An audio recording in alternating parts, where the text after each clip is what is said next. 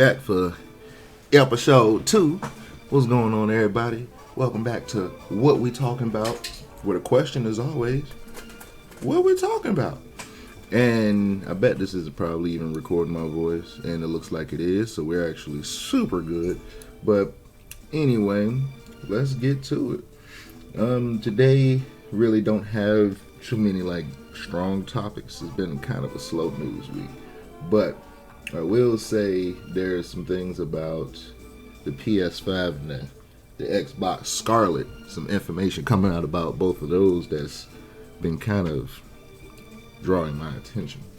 So now, we already know that the PlayStation 5 has some kind of backwards compatibility that's going to be built into the system.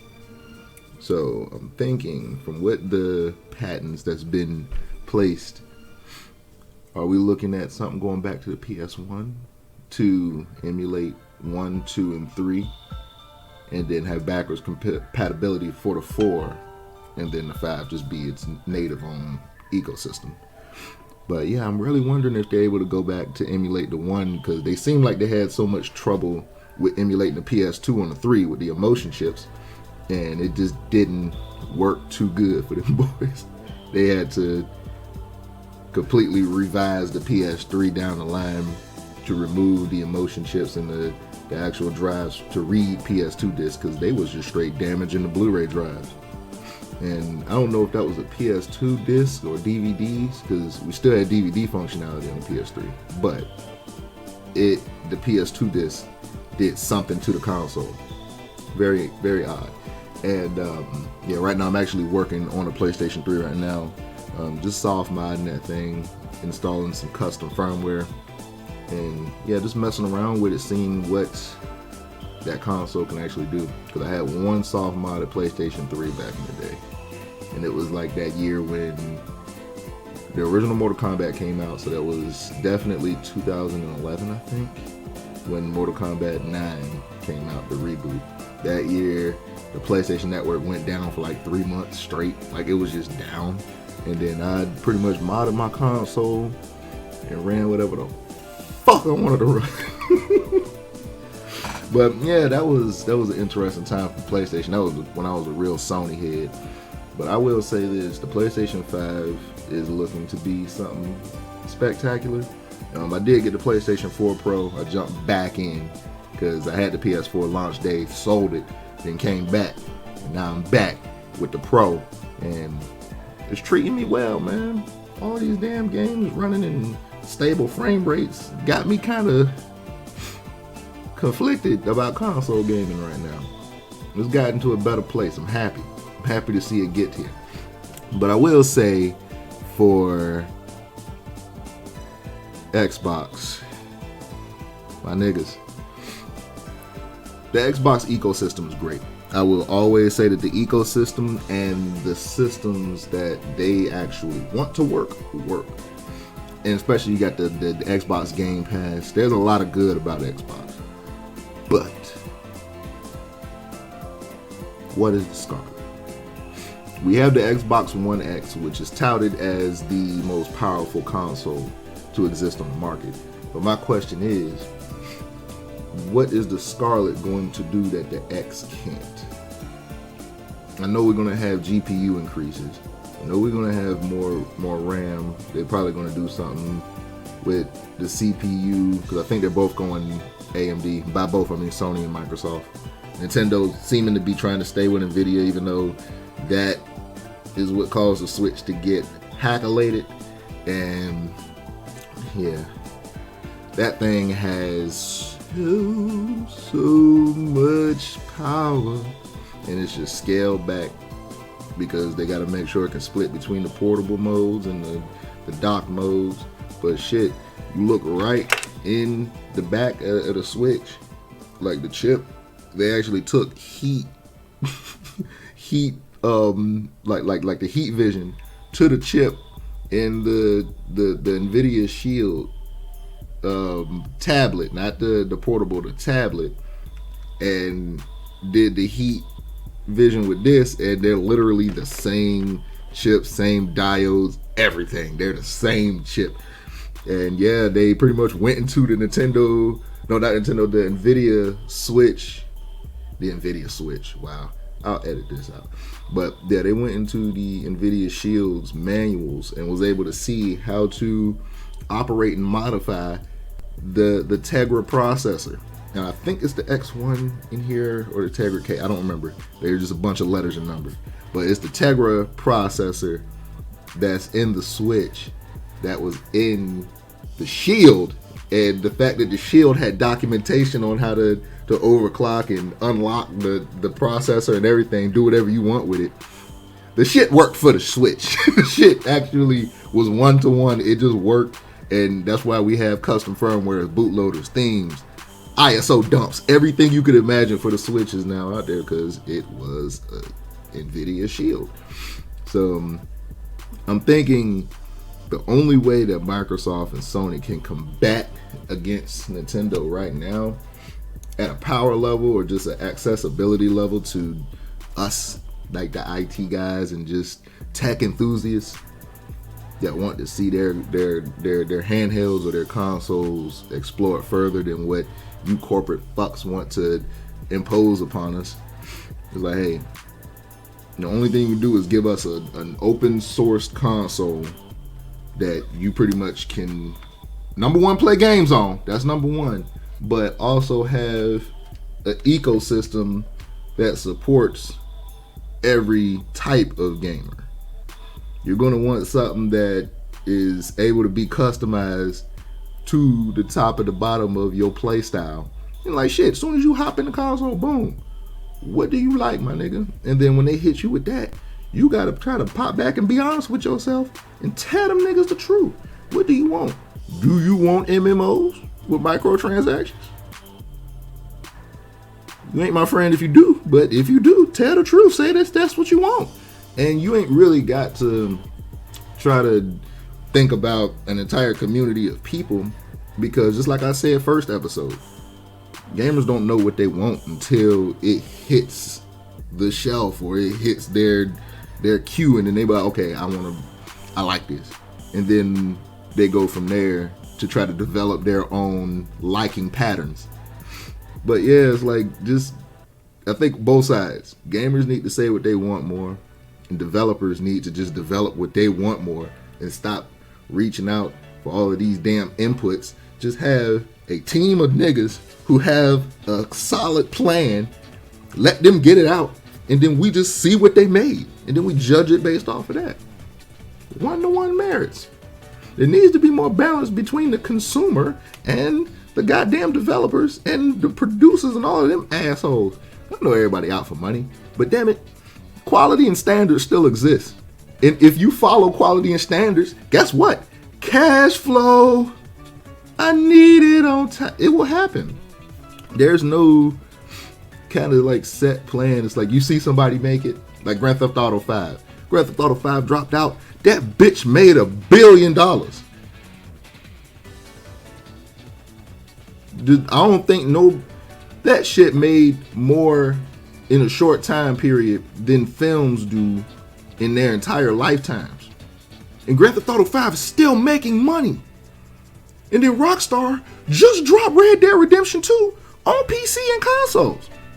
And that has its own online environment.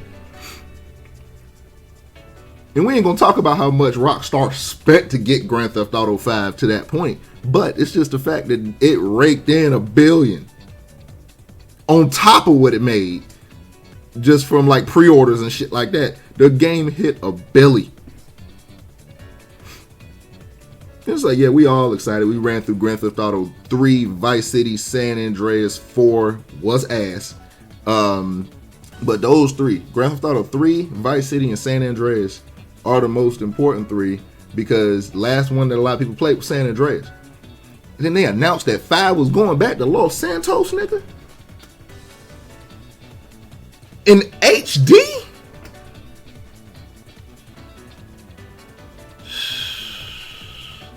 Man, look, Rockstar knew they had exactly what I just said. They had a team, they had a plan, and they just straight up stayed on that bitch and executed. They worked so hard on Grand Theft Auto 5. We ain't even get no story DLC for that shit. We just had 3 playable characters with 3 split timelines. Think about that shit for a second. When Grand Theft Auto 5 came out, it was complete.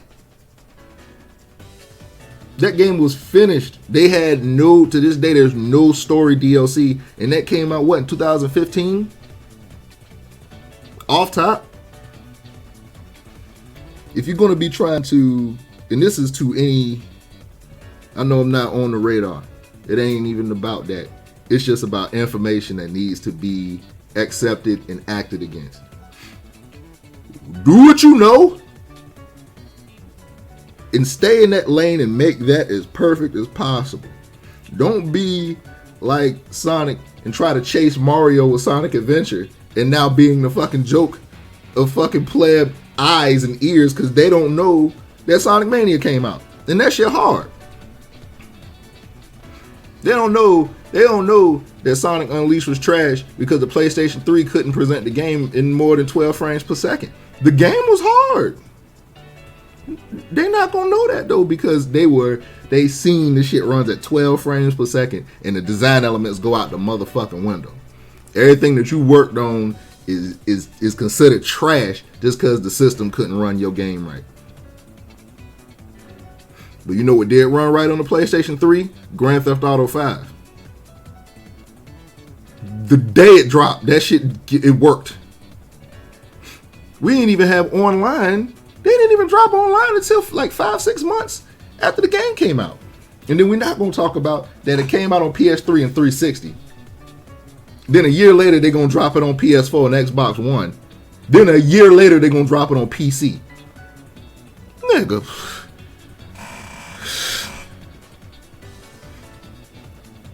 And each time they dropped it, they added monumental shit. Like first person mode in 60 frames, unlocked frame rates, higher resolutions. The soundtrack expanded with the radio station. Now I will say this though, each time it did release, the game was $60. But nigga, Paper Mario on Nintendo 64 is still $40 if you try to find that in a loose cartridge. So I don't want to hear it. I don't want to hear it. That's not any consolation. Them niggas say, hey, this shit is worth $60. They gonna sell it for $60. And guess what? Niggas bought it. A billy. Nigga, a billy. That shit made a billy.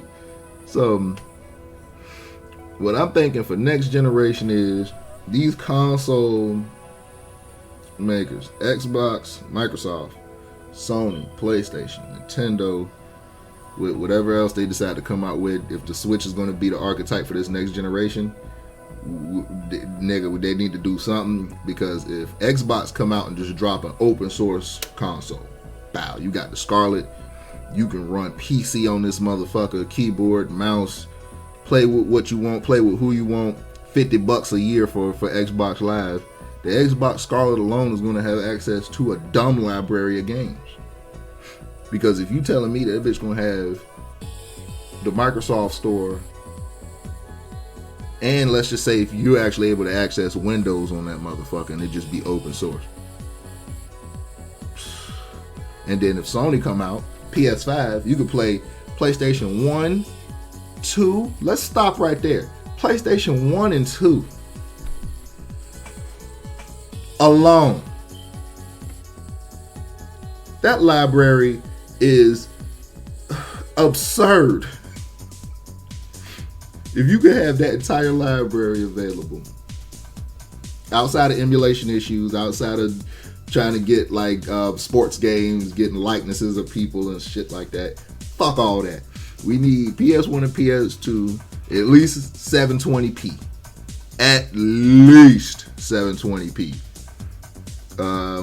We ain't really gotta unlock frame rates because they old games. A lot of these codes might not exist no more. Like we know with Square Enix. Them niggas just didn't give a fuck in the 90s and like threw away computers with the source codes to all of the Super Nintendo games.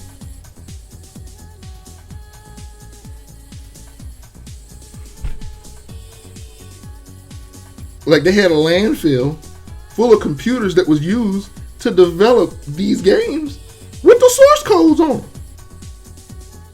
So now today, they got to get developers or people who are talented in recreating codes from the ground up. They're able to remake the games from the ground up just using an idea of what the original code looked like. Like I think like the Crash and the Spyro remakes, they both retain the original codes, but let's say you got Spyro 1 and Crash 1, those games were rebuilt to play more like the third entry in the series. So the code there was just used to better the original games by making them on par with the latest game in the series for that collection. So Crash 1 and Spyro 1 has the mechanics and the additions of the third one in the respective series that makes the gameplay better and just has better quality of life improvements. And that's what good developers do, is like they will actually take something and improve upon the original formula instead of just doing what the fuck Sega doing and just re-releasing Sonic 1 and 2 12 goddamn times. Why in the hell do we have this like VR version of the Sonic Classic, the Sega Classics on the Switch, when it can barely run 3D environment in there in 720p? Then you're gonna give us the emulated versions of the Sega Genesis games that we know that y'all niggas can't even emulate right. That's what's crazy. Then we got the Sega Genesis Mini with ROMs on that. Sonic 1 and 2 on that ain't even regular versions. Like they're another entire new version of Sonic 1 and 2, and we still ain't seen Sonic 3.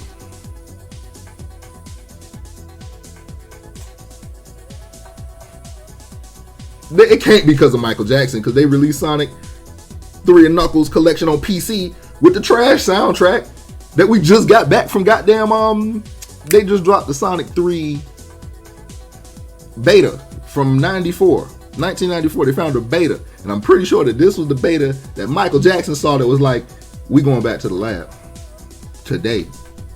We're gonna go back to the lab. Go ahead, hook up that YM2612, put that in there. Mike was like, Carnival Night Zone? What the fuck is it? No, man, go grab Jam. Go grab Jam with Shaquille O'Neal. Bring that in here. Bubbles.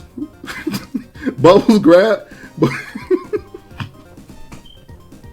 Man, look, Mike saw this damn demo. He was like, what the fuck are y'all doing with the soundtrack? And he probably helped them out with the soundtrack, because like there's a big difference in that beta to this final game. And then we saw the final game get released. We were like, okay, that's hard. Then they did Sonic and Knuckles, and that entire lock-on situation was hard. But then a few years later, a nigga got on his PC game, on my PC tip, found out they released Sonic and Knuckles collection. It was just Sonic 3 and Knuckles with a completely different soundtrack, a MIDI soundtrack that sounded like it was done on this keyboard behind me right here. And it was arranged weird. Music we never heard before for Carnival Night, Ice Cap. I believe like the final 4 stages all had completely done different soundtracks. Now at that time, we were like, were these redone from the Genesis version? Now the beta just revealed that these are actually the original songs that was created. And then Mike ended up coming in and switching up shit with his team and a couple other like sound techs that was there. I was like, fuck. My whole life I thought Mike did it and they tried to remix it, but apparently Mike came in and said, y'all niggas trash. That's amazing. That is amazing. But yeah, man, this next generation is going to be interesting, and I'm here for it. I'm officially hopping on the VR train. Hopefully within the next few weeks. I'm going to be adopting the Oculus Quest first. Keyword first, because I've been doing research and I'm planning on diving deep into this. So there will be some VR conversations to be had in the upcoming weeks and episodes. But I'm looking at Half-Life Alyx as possibly the next jump in gaming. Like this might be the one that's like kicking off the next era. Because I believe next year ain't gonna be normal. I think it's gonna be hopefully one of those years. I hope it's gonna be like 2005 style. 2000. What was the last like drop? When Modern Warfare 2 dropped. Well, that was 08. That was 08. Why are we acting like we can't actually look at this here? We're gonna do. When did Modern Warfare 2 drop? 2009. I'm sorry, I should have known that. That's the year I graduated. 2009. So now I won't say Modern Warfare 2 changed anything. Modern Warfare 2 just did so much right. It can't do no wrong. Like that's one of those games. Half-Life 2 was one that really changed shit for physics-based games, and then Portal came out and shit on that. And instead of like turning away from the violence for Portal, we turned away from violence and then just leaned 100% into puzzles with that same physics engine. Then Portal 2, we already know 10 out of 10 for the rest of my life. That game is nigga. Portal 2.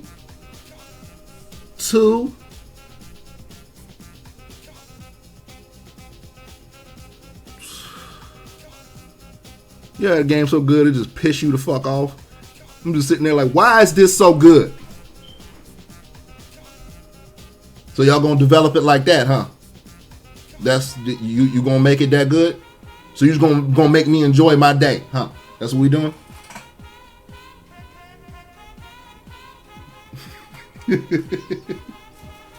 But man, I have hope for this next generation.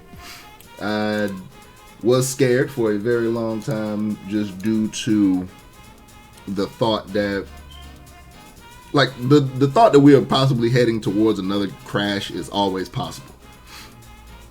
But it's the thought that if there is enough push towards the ideas that me and you have, towards the ideas that the true creators that want to push things forward and not just out to make a dollar. Yes, making a dollar is extremely important, but think about this. Every single medium art form that has actually probably blown up or gotten popular, went viral, 9 times out of 10 was either created for that moment, just had good ideas, and was trying to get that idea to you and to me. And then from there, that blows up, makes money. Everybody starts seeing it. You got vultures. Coming in. This can be same thing to be said about the music industry, the film industry, anything that happens that's popular. Niggas want to copy it because they think that since that sold, that is what people want.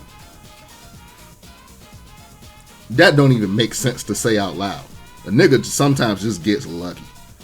What really should be happening is niggas should be focusing on themselves, what they creating, what ideas they have, sharpening those blades, going to war with those blades, using the research you've done on your ideas, the things that can make your things come to fruition. Any ideas. Like the fact, like here on the back of my wall, you see these characters? They're done by pixels. They're actually like little pixel things with pixel perfect creation, right? Now a couple of them up here on the side, I used to go to these local cons and just support local folks and buy them. My girl was like, fuck that. We learned how to actually make the shits, and I'm not gonna sell them. I'm just gonna put them on my fucking wall. But it's just like I got the idea from that. I knew what I wanted. I want more of these bitches, but I ain't trying to pay nobody. And I learned how to fucking make them. My girl learned how to make them. And shit, let's use an even better example. Mario itself. When was the last time you seen a trailer for a Mario game? 9 times out of 10, you just hear them bitches are out. I don't remember seeing a trailer for Mario Odyssey.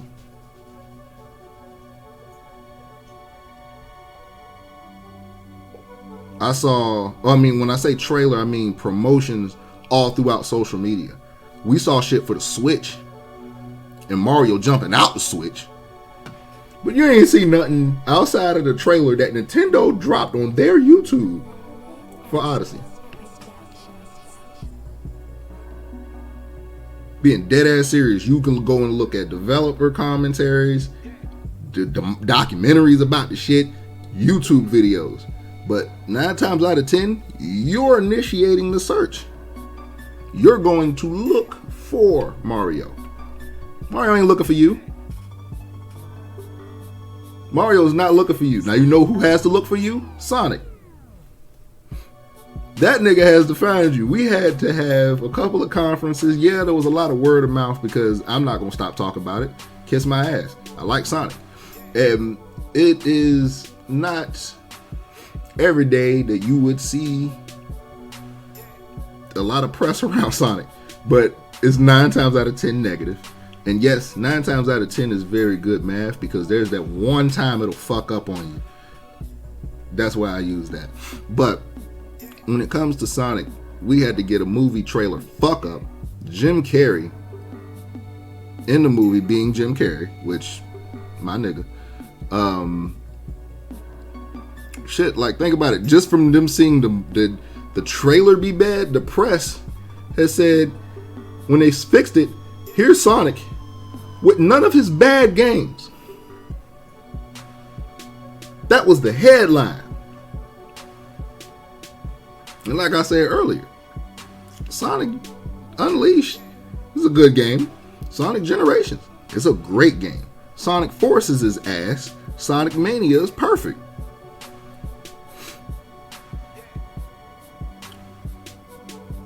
Sonic Adventure 1 and 2 ain't bad. But they are artifacts of Sega trying to copy Nintendo. What is this nigga doing? Love this dog. But man, main thing is worry about your damn self. Like, that's worry about what you doing, what your tribe is doing. Worry about the work that needs to be put in from you. And not worried about what these other niggas are doing. Because if you're so worried about somebody liking someone else because they openly show that they don't fuck with you, you're going to make more people not fuck with you. Because now the perception is going to be, you just a hater. And now you may have valid criticisms on said medium. Whether it be music, games, art. And by art, that can break down into a cacophony of different levels and shit. But the main thing is, you focus on what you do and your execution could be a lot better down the line. The moment you step outside of that thought process and start worrying about what that man doing, what that woman doing, what that squad doing, you stop working on what you're doing instantly. You're stopped. You're stagnant. Because now you're talking about what that man doing. And now your music's suffering. Now your bars are suffering. Now your mixing is suffering. Now your promotion is suffering because don't nobody want to fuck with a nigga that's talking about other people's shit aimlessly. That ain't even got nothing to do with you. You niggas need to meditate. That's what the fuck you need to do. You need to meditate. Sit back. Take a sip of coffee. And play Death Stranding. That's what the hell you need to do. Learn to be more appreciative about your position in life. And stop worrying about other niggas unless you picking up their package to help them out, throw it on your fucking back, and drop it off at the damn post office for them. If you're going to be worried about somebody else, help them. Help people. If you're going to be worried about someone else, don't be worried about what that nigga didn't do or if that nigga corny. Worry about yourself. Is your milk expired, nigga? If not, go get a bowl of cornflakes and put some sugar in that bitch. It's Friday. It's supposed to be a good day. And I know I didn't start this off or say anything about Thanksgiving. I'm not too big in the holidays lately. But to everyone, happy Thanksgiving. Enjoy your holidays. That's going to be the end of this episode. But yeah, I ain't really got too much else in the tank. But that's what we talked about today. I love you motherfuckers. Keep that shit alive.